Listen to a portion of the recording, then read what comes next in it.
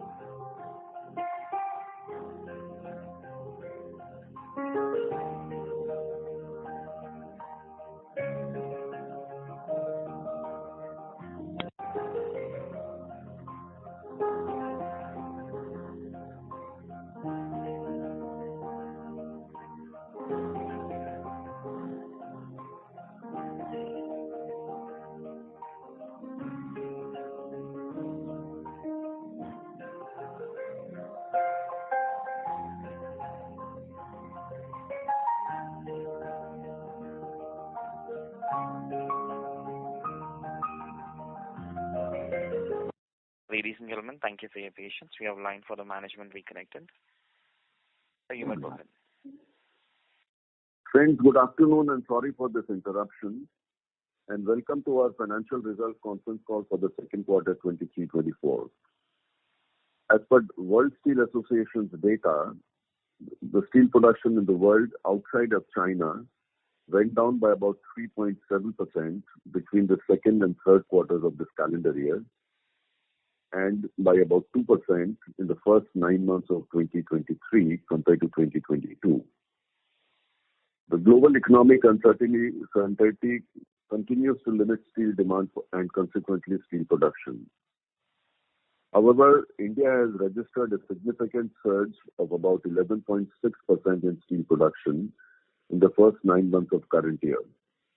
Simultaneously, the Middle East and Africa have also witnessed a modest upswing of 1.2%, whereas North American steel production reduced by about 3.3%, Europe and Turkey by about 8.8% and a whopping 10.1%. Persistent low domestic demand within China has resulted in increased Chinese steel exports outside. This trend is expected to exert ongoing downward pressure on production, particularly in Europe and US, and obviously a little bit elsewhere also. The World Steel Association has revised their earlier projections downwards for steel demand in 2023 and 2024. In EU by 5%, and in US by 4%.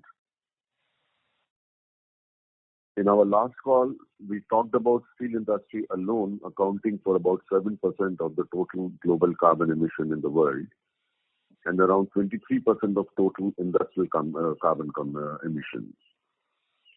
The Western world, especially the US and the Western Europe, are making serious efforts to decarbonize the steel industry in the near future. While some other countries have also started establishing new electric arc furnaces.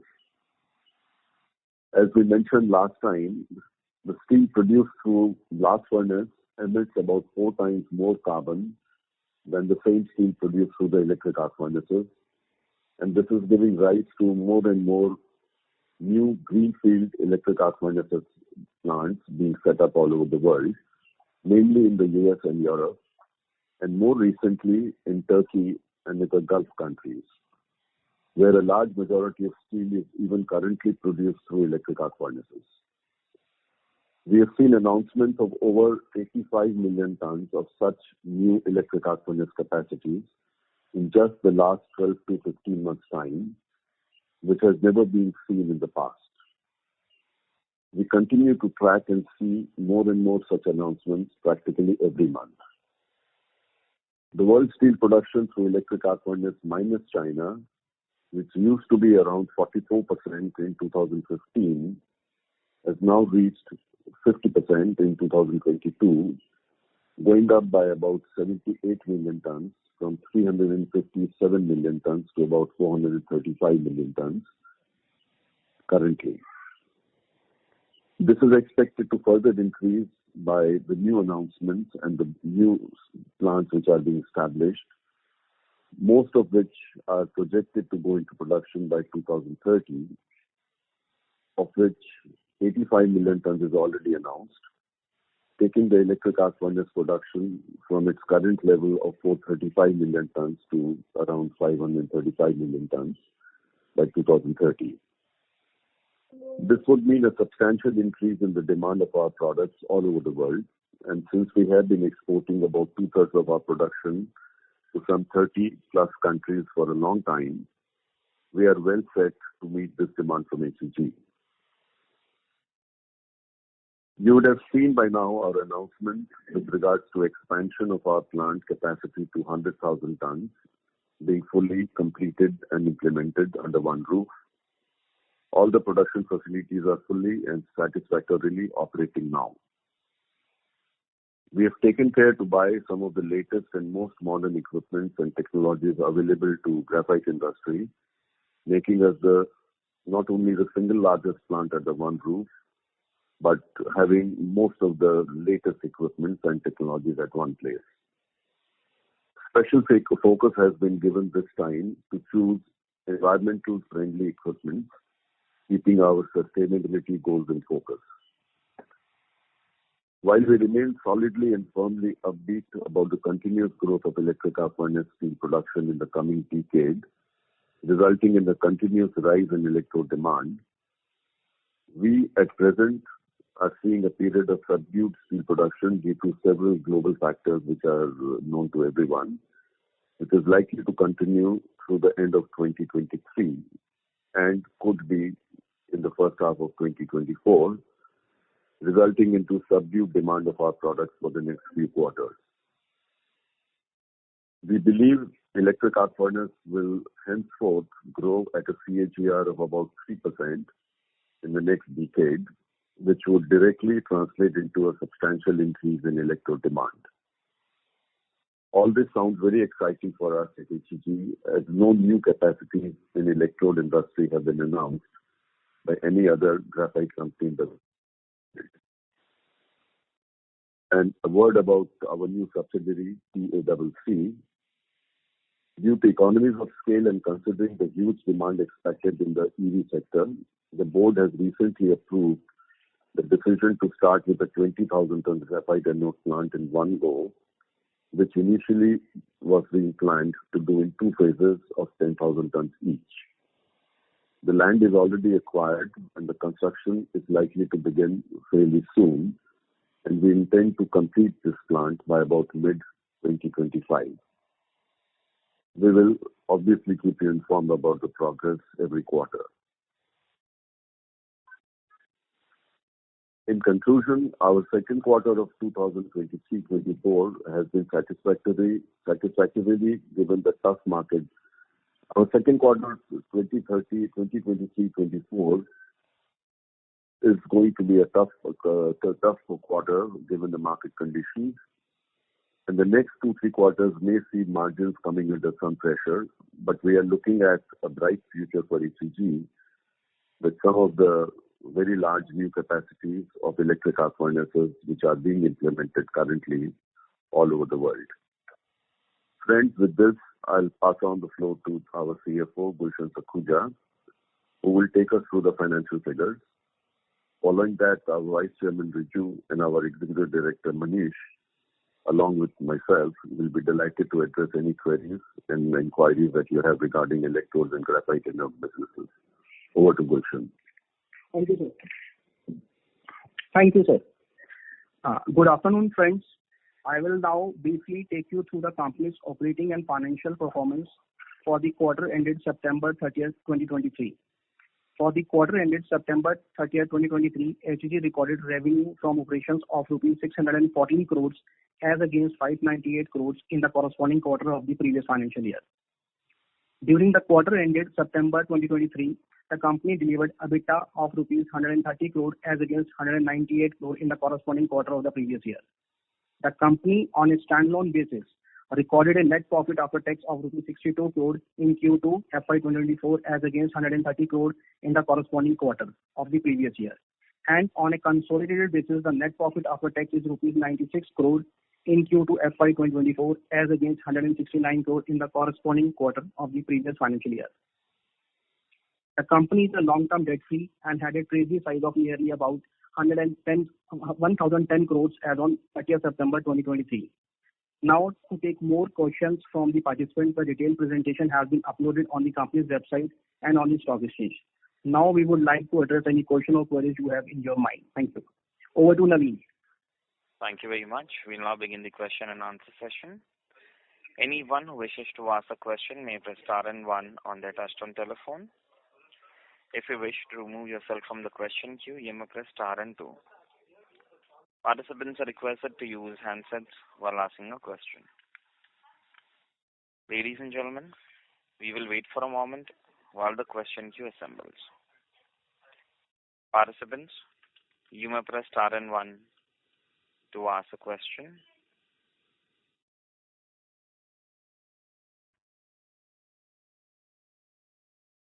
The first question is from the line of Vipraw Srivastava from InCred Capital. Please go ahead. Hi, am I audible? Yeah, you are. Please go ahead.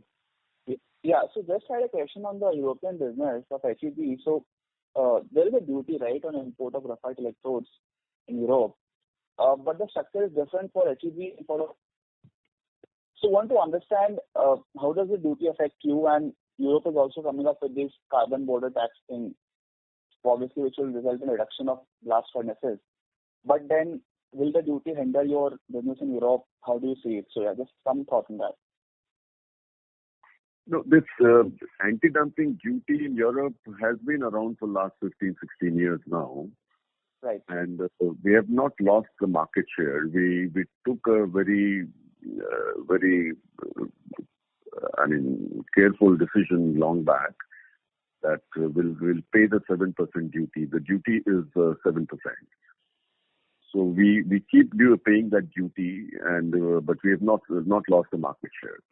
So we will continue to sell whatever we are selling now, and a little more, and so that is as far as Europe is concerned. But the major positive that we have seen in our industry in the last 12-15 months is given this euphoria about carbon emission and control and all that. This has been known to everybody for a very long time that blast furnace emits about 4 times the carbon compared to electric arc furnace steel. So there has been continuous announcements of new electric arc furnace plants by some of the large and some of the best known names in the steel industry in the world. And as I just mentioned, I mean, we've seen announcements of about 85 to 90 million tons already, all in the last 12 to 18 months. And we keep seeing a couple of announcements like these every month now. Until 3 to 6 months ago, all these were happening within US and Europe. But in the last 4, 5 months, 6 months, we have seen many announcements on similar lines in the Turkey, Iran, and the Gulf countries. And nobody else having put any additional capacity. On the contrary, because of the COVID, a couple of Western plants have closed down in the last 2 years or so. And while at the same time we have expanded. So as soon as some of these electric arc furnace capacities, the new ones start operations, and some of them have already started operations in the last about 12 to 18 months. That will be about 8 to 10 million tons already. In 23 and 24, we expect another 10 to 15 million tons of these new capacities starting to operate. So, Right. And we, as I said, we have been exporting about 2/3 of our production to more than 30 countries. We are fairly well entrenched in these 35 countries, wherever there's a consumption of electrodes, and so we are looking forward to this sudden spurt of demand, which is likely to happen not too far away. Right. Right. So, just a follow-up on this. So, your peer in US, that's Graphtec, so they disclose their selling realization prices every quarter. So what I realized is that the price at which they sell the electrodes, it's very high compared to at what HEG and other end players sell. So due to this price difference, are we gaining market share in US or Europe? How is it shaping up? Or do they offer something incremental, that's why they're charging a higher price? Just want some thoughts on that. No, two things. You're right, but if you go back to the history about 5 years ago, Graphtec is in a very unique position that they have about 40,000 tons, which is about 60-65% of their graphite capacity. They are the only ones in the graphite industry to have their own needle coke plant. Right. They have a captive needle coke capacity of about 60-65% of their requirement. And with that in their hand, and they had done something very smart 5-7 years ago. They had forward booked their raw material for a fairly long time at a very attractive price. I'm basically talking about the oil. Right. So with that background, they went out and they sold about 60-65% of their next 5 years electrode production at a fixed price. Right. So having your own captive needle coke and that too hedged for the next 5 years. So very unique situation, and obviously they took advantage of that by having a long-term agreement for 5 years. A very large majority of that has already been implemented by now. I don't remember the number, but still some of the, maybe 10-15% of that is still in the pipeline. It's still going on. So except that, I don't think we are selling cheaper electrodes anywhere else. I mean, we are not selling anything cheaper than most of our competitors. So the only difference is this, nothing else. Yeah. Noted. Yeah, but yeah, just because they told that market share in US and Europe. Sorry to interrupt you, but we are losing your audio. Can you come in a better reception area, please? Am I audible? Yeah, you are. Yeah. Yeah. Okay. Yeah. Just one final question. So, with this ban on export of anodes, graphite anodes by China for lithium-ion batteries. So obviously our facility is coming up in 25, FY2025. So that's a positive development, right? I mean, if China controls the supply chain and we can set up our own facility, we can clear domestic demand also. So you will take it as a positive, right? Yeah, absolutely. Did you, if you want to add anything? No, I think absolutely correct. I mean, graphite powder. Sorry, but we are losing your audio. Audible now? Yes, sir. Better. And as it is, the world was looking at buying more graphite from outside China. Today, China controls more than 92% of the world's graphite. And with this happening, obviously, it's added to our confidence of going in for the larger size projects. Right. Thank you. Thanks a lot. Thank you. Thank you. Participants, you may press star and one to ask a question. Next question is from the line of Gaurav Paul from Excellence Financial Service. Please go ahead. Thank you for the opportunity. Am I audible? Yeah, you are. Okay. So I'm really excited about your anode plant and the project that is going on.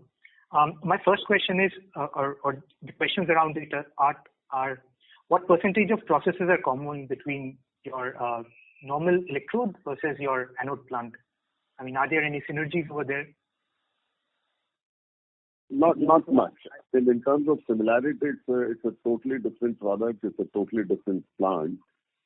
Except that in one of our processes of the electrode, we are handling a temperature of about 2,800 degrees centigrade. Right. So which is more or less similar to one of the processes involved in the powder business. So except that, there is nothing in common. Okay. A follow-up question to that is, how much energy is needed to graphitize like 1 ton of such material to? In terms of what? In terms of cost? In terms of megawatt? Megawatt would be good. It would be the same as the graphite electrodes, exactly the same. Okay. And I mean, have you also started with the environment clearances for this new plant? So we've the land we have acquired already, and we've got all the state environment clearances ready. And now we are just doing the central environment studies, which should be complete by November or December. But that doesn't stop you. But once you get a license to operate, you can start some part of the construction activity already, which we already have over there of leveling, etc., and all of that. Okay. Finally, just a light on this one. So, what would be the difference in cost between, say, a natural graphite versus an artificial graphite that you're producing? Any light on that? No, these are two very, very different products. I mean, it's like talking graphite, and over there you don't need to graphite that particular product. And in this particular thing, the additional cost of graphitization is there. But I think more or less our focus is on the synthetic graphite. Although, I mean, if there is some part of natural graphite also to be done, we can probably do that. But costs are more or less the same, because the cost of natural graphite, purchasing natural graphite covers up for that additional cost of graphitization. Okay. Thank you so much. I think most of my questions are. Yeah. Thank you. Best of luck. Thank you. Participants, you may press star and one to ask a question. The next question is from the line of Amol Rao from Kitara Capital. Please go ahead. Good afternoon, sir. Sir, usually you always shed light on what are our operating rates for the sector, and your voice is coming muffled. Can you please speak through the handset? Yeah. Is it better, or is it am I still muffled? Still the same, sir. 1 minute.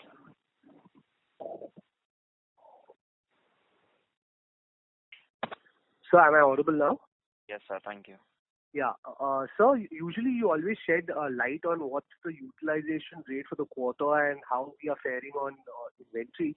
So any color on that, sir, for this quarter, please? Manish, would you take that? Yes, sir. I'll take this question. See, for the Q1, it was close to 90%.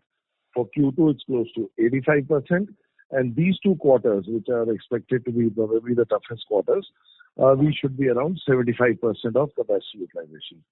All right. And just for the sake of clarification, because we have commissioned our additional 20,000 tons also, this is the 75% on the, including the 20,000 tons that have come in, right? So on 100,000 tons, roughly, we should be. Yeah. So let me explain this point once. See, we have started the green shop, which was where the electrode starts from. Yeah. The commission that it came into commercial production 1st November. That's the date we mentioned in our release also. So, and then it takes, of course, 5 months to make the nipples and 2 months to make the electrodes. So effectively, if it's something is starting on 1st November, we would consider arrival of this 100,000 ton capacity in Q4. The plant has started, everything is fine. So this 75% is on that basis of for Q3 as well as Q4. In the Q4, we'll count it as 100,000 ton capacity. Oh, that is very helpful, sir. And you all mentioned that there is some bit of tightness in the market regarding demand. So this demand, I mean, if you see the World Steel data that is coming out on a monthly basis, so production seems to be picking up quite a bit in our target markets. So, I mean, the US has shown an improvement, I think, if I remember correctly, some 3 to 4%. Turkey showed an improvement of almost, I think, 8 or 10%. Korea was around 18%. So, I mean, still you expect some amount of tightness in the second half of the year? No. I mean, I can offline, of course, send you the World Steel data, but we don't think that there's an improvement. From 9 months to 9 months, it's also a decline. There's a decline quarter to quarter. I mean, I can, of course, send my sheet to you in which you have tabulated all these countries. Done. So, just let me repeat this figure for you. Other than this, China and let's say exclude Iran, which is under sanctions, also Russia, where we do not do much. Actually, it's a decline of 2.7%.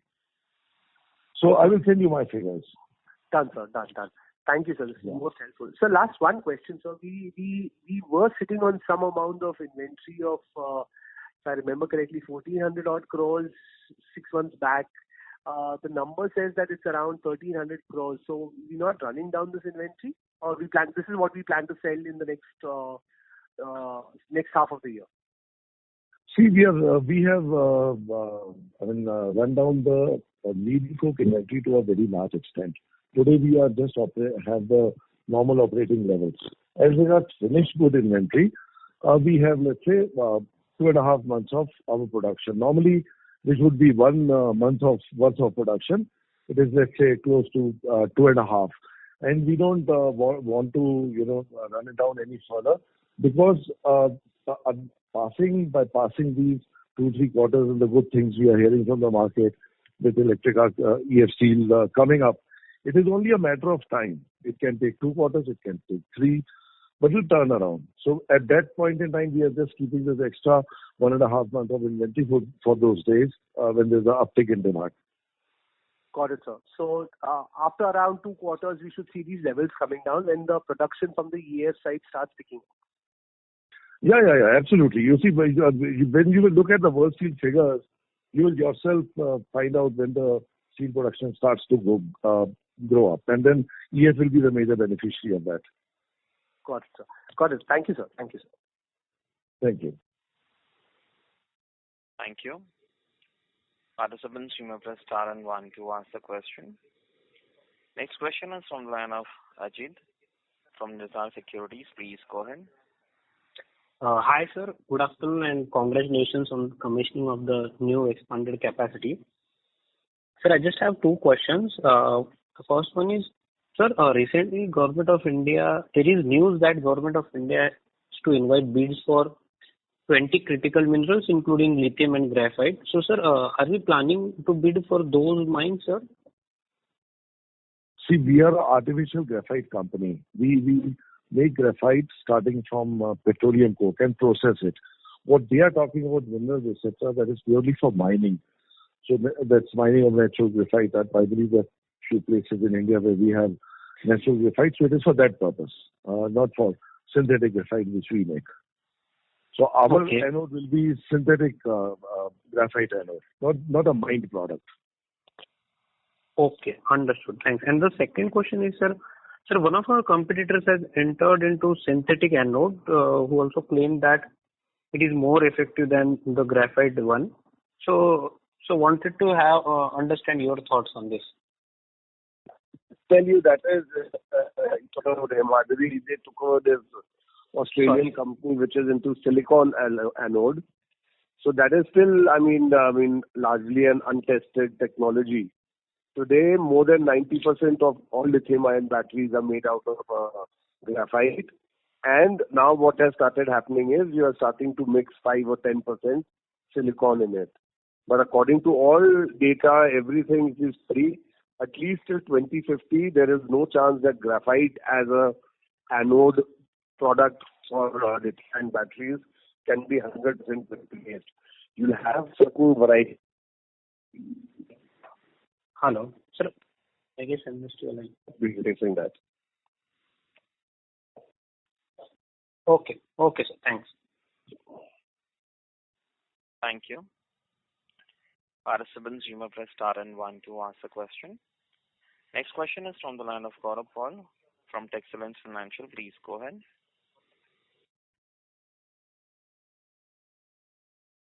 Gaurav, may I request you to unmute your line and go ahead with the question, please? Sorry. Am I audible now? Yes. Okay. Yeah, you're audible. Thank you, sir. So my second question was regarding the uptick of uptick of battery production, lithium-ion battery production in India. Are you seeing any interest from the people who are putting up capacity, or companies like Ola, Reliance, and others, and Tata? Are you seeing some interest? Are they taking some portion of your powder to kind of test it out and make their own batteries? So, of course, we are in touch with all these companies, whether you talk about Tata, Side, Raja, Ola, Reliance. We are in touch with all these companies. Also, because we already have a pilot plant for this anode production, which is 100% ready. So, and all these companies will have their battery production by anywhere middle to end of 2025. And they are obliged by around 60. Sorry, but we are losing your audio once again. Hello? Yep. Yeah. Now it's clear. Yeah, so because of that, we are in touch with these companies, and it's over the next period of 2 years, we'll be working even more closely through our pilot plant to try and do the perfect permutation combination, because the idea is to sell as much to the Indian market as possible and then export whatever is left over. Okay. And do you see any advantage of PLI coming through your way? Because what I understood was the government also wants to kind of help or support the EV producers, sort of in the manufacturing sense. So we were trying very hard this year to get our product also in the whole the PLI scheme. So although cell production is covered under PLI, but raw materials for cells have PLI now. But next year onwards, we are quite confident that this will start happening. I mean, we are trying very hard with the government to convince them for extending the PLI scheme to the raw materials also. Okay then. Thank you so much. Thank you. Participants, you may press star and one to ask a question. Next follow-up question is from the line of Vipra Srivastava from Input Capital. Please go ahead. Yeah, hi. Just had a follow-up regarding the anode part for lithium-ion batteries. So, can you tell what is roughly the realization in this space per kg? So difficult to say what is, because there are different ranges ranging from $5,000 per ton to going up to $15,000 per ton. Different grades of anode that you make for different applications.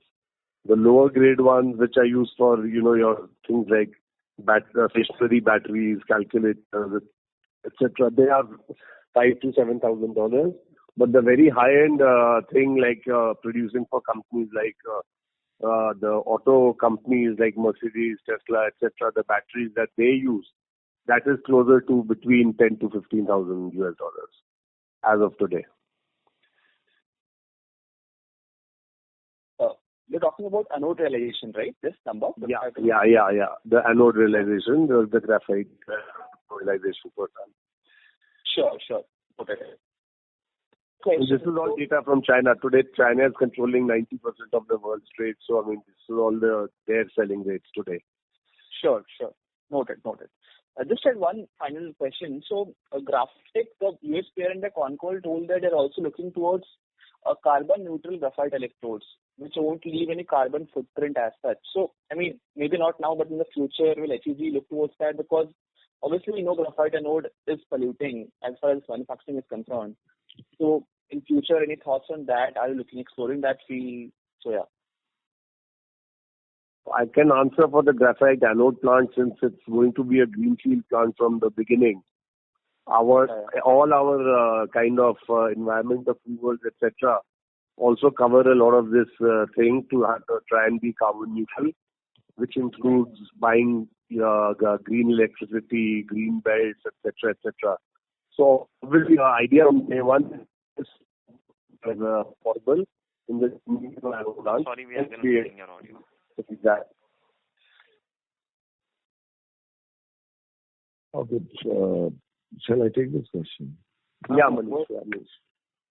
Hello? Yeah, Manish, go ahead. Yeah. See what they are doing, Graphtec, because I was in Europe and I spoke to them also. I mean, so they put just a green colored electrode there. So initially what they are trying to do is to take all renewable energy wherever possible. See, they have plants in Europe, they have plants in US. So that is their step number one. And of course, for those other carbon reduction initiatives, just like we are doing, they'll also be doing the same. I mean, I can also the electrodes which are made in HEG. HEG also has a hydroelectric power plant. We use Tawa, and also we have solar plants. So I see every company is trying these initiatives, these sustainability goals. Everybody is taking it seriously, and HEG is also taking it very seriously. So I have seen what you are saying, that they're saying that maybe they'll make a zero carbon this thing. So first they will start with renewable energy, and then they'll do take some other initiatives. But of course, there has to be energy which is consumed to make graphite electrodes, and in turn, graphite electrodes is actually helping the world save on carbon emissions.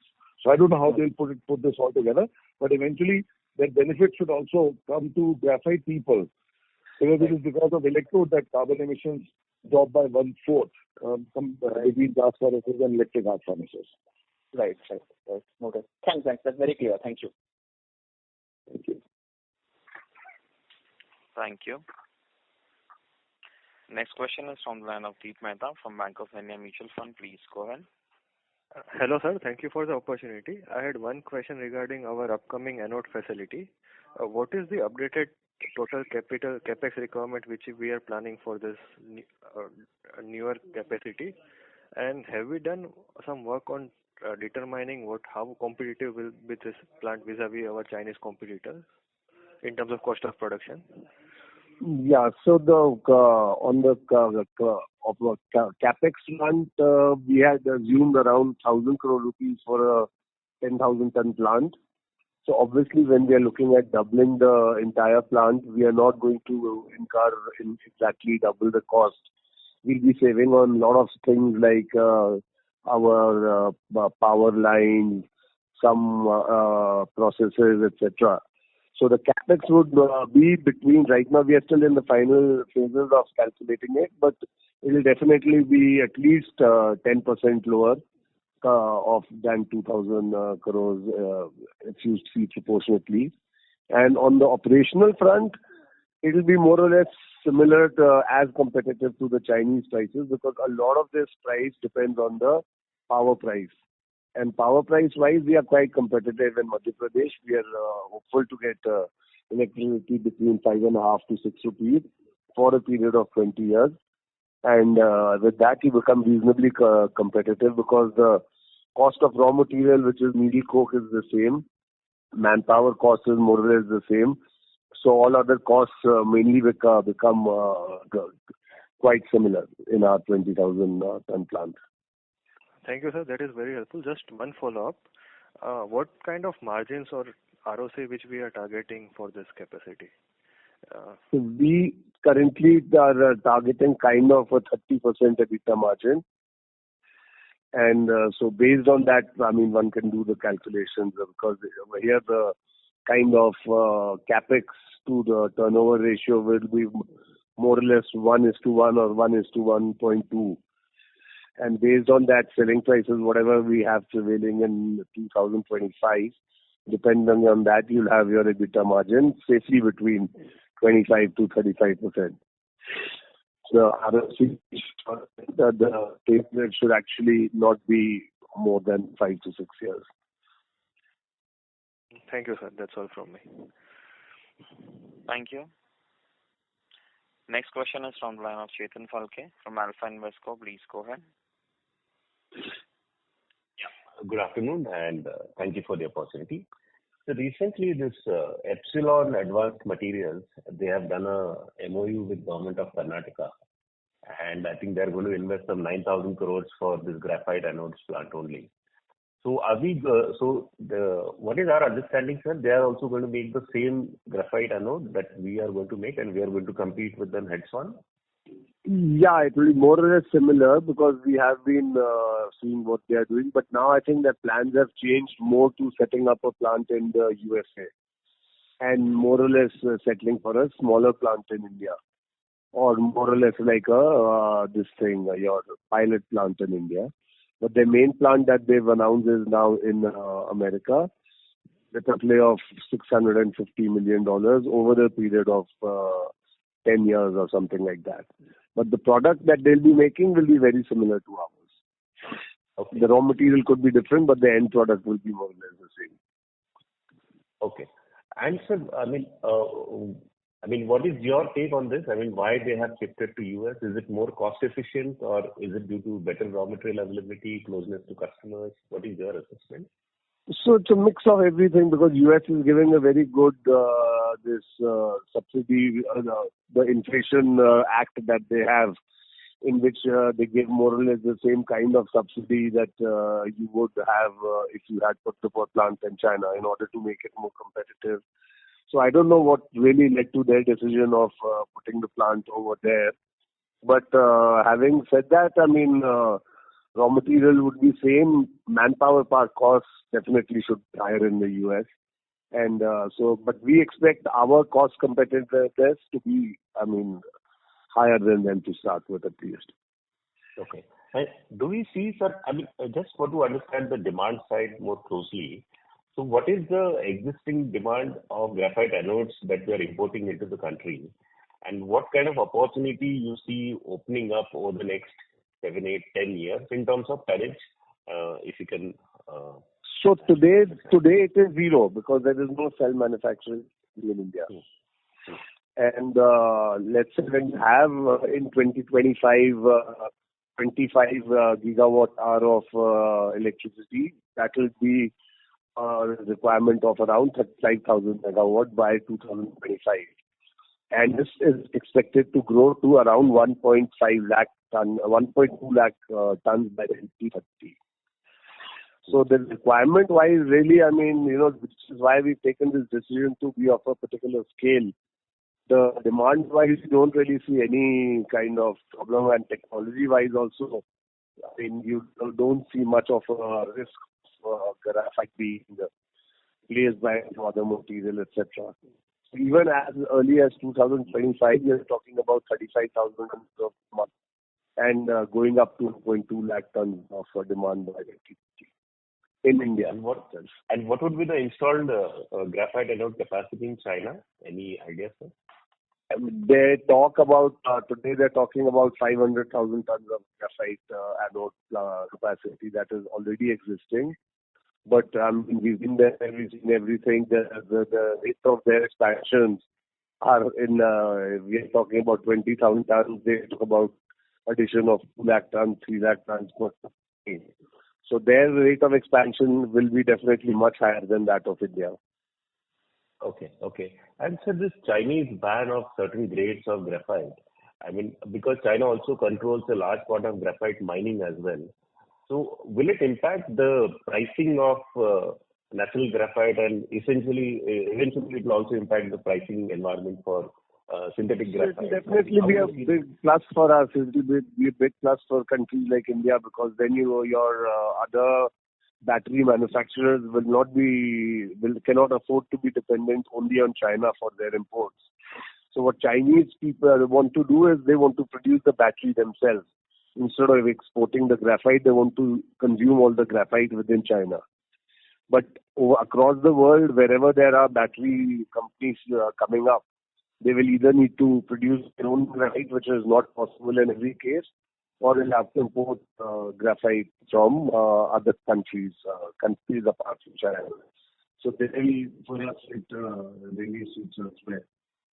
Because we, in any case, were not planning to import any from China to begin with. Okay. And so our imports of the raw materials would be mainly from which geographies, sir? We will be using Indian the raw material, petroleum coke. We can also use the needle coke, and we can also use the Chinese pitch coke. All three raw materials we are at the parallel plant, and all three raw materials give you different kinds of final product. Okay. So, sir, just last question on this. So, apart from HEG, any other player, apart from HEG and Epsilon, any other players who are planning to enter this space? I mean, Himadri, of course, they've also announced recently their plans to get into anode, but I don't know much about how much capacity, etc. So as of now, you see these three companies which are clearly stated their plans: HEG, Epsilon, and Himadri. Okay, particularly for graphite anode, because I think Himadri is going to... specifically for graphite anode. Okay. All right, sir. Thank you, sir. Thank you very much. Yeah. Thank you. Participants, you may press star and 1 to ask a question.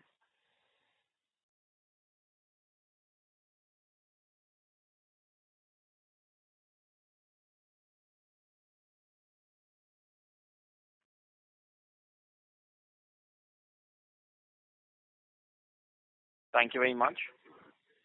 That was the last question in queue. As there are no further questions, I would now like to hand the conference over to Mr. Jhunjhunwala for closing remarks. Thank you, friends, and thank you for taking so much of interest in communicating with us. And I look forward to talking to you in the next 3 months. Thank you. Thank you very much. On behalf of SKB Securities, that concludes this conference. Thank you for joining us. You may now disconnect your lines. Thank you.